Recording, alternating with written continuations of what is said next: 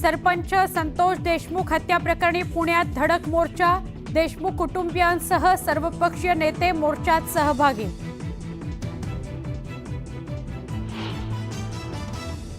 धनंजय मुंडेंचे लोक धनंजय देशमुखांना धमक्या देत आहेत। अधिकाऱ्यांना द्वारे मराठ्यांनाही त्रास दिला जातोय, मनोज जरांगेंचा आरोप।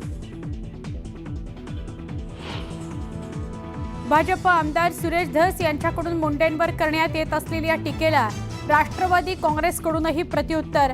अजितदादांबद्दलही गरळ ओकणाऱ्या धसांना रोखणार कोण, असा मुख्यमंत्री फडणवीसांना विचारला मिटकरींनी प्रश्न।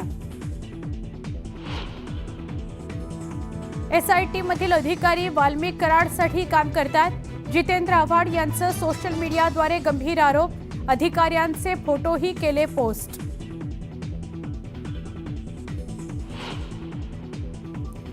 भोजनालयातील मोफत जेवणामुळे शिर्डीत वाढली भिकाऱ्यांची संख्या।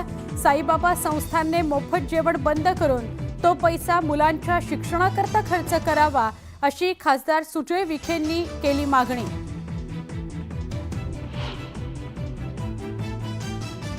मुंबई पोलिसांनी घाटकोपर परिसरातून 13 बांगलादेशींना केली अटक, अवैधपणे राहत होते मुंबईत। काश्मीरसह हिमाचल प्रदेशच्या अनेक भागात तुफान बर्फवृष्टी, तापमानात मोठी घट, पर्यटक लुटतायत बर्फवृष्टीचा आनंद।